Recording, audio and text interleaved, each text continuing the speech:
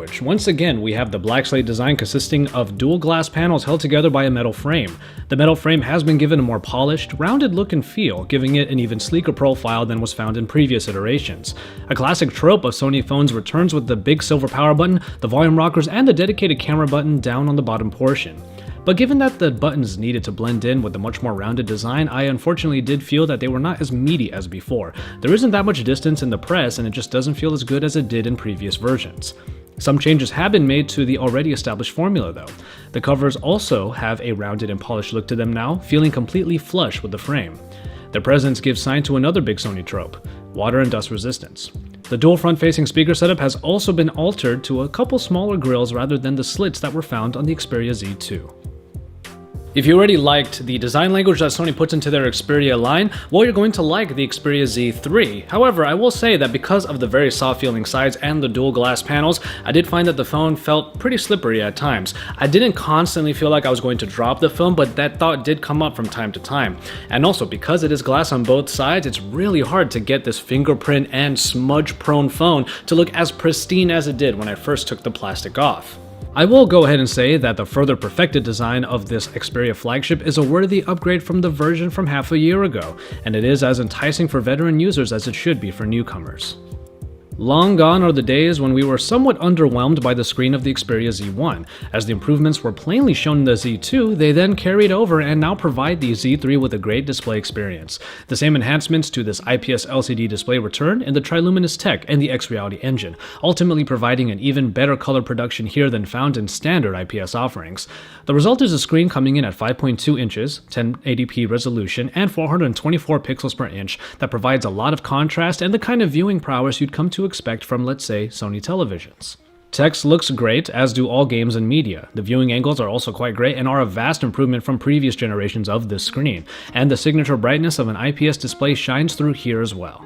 Though Sony looks to stay ahead of the curve with their release schedule, they fall slightly behind here with the performance aspect. Whereas we will be hearing the term Snapdragon 805 more and more these days, Sony has opted for the Snapdragon 801 for their latest smartphone, backed by the Adreno 330 and 3GB of RAM. Now, for those of you who want to be on the absolute bleeding edge, this might be a bit of a deal breaker, but it actually makes little difference in the overall experience.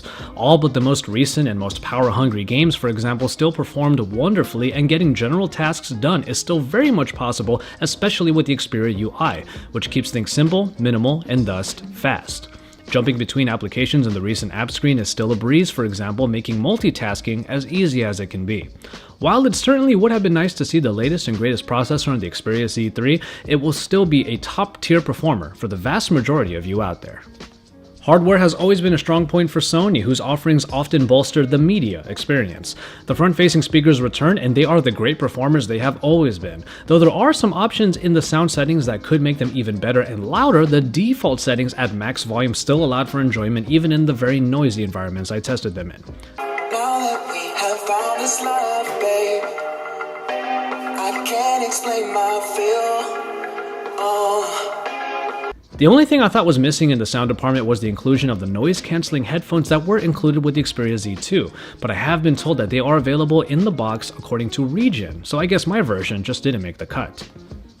What also didn't make the cut was an IR blaster, so you won't be using the Xperia Z3 like a remote, but all the other connections did come back here, like for example, NFC. Also, make sure you get the right version for your network. My D6653 was unable to connect to T-Mobile's high-speed internet and instead was only able to get the 700 band for AT&T. The internet was still pretty fast, but the constant search for signal and reception took a massive blow on my battery life, making true battery testing kind of tough to do. But speaking of battery, a 3100 mAh unit is bolstered by the usual suite of Sony battery-saving options, so under the correct circumstances, longevity should be at a very comfortable high. My constantly searching radio antenna did help drain the battery life in around 13 hours, unfortunately, with pretty high usage. But with at least the stamina mode on, it trucked on for close to a day and a half due to the pretty stellar standby time.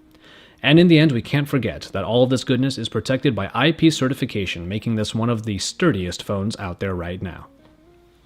It's clear that Sony has a lot of faith in their camera optics because this is the same package found in the original Xperia Z1.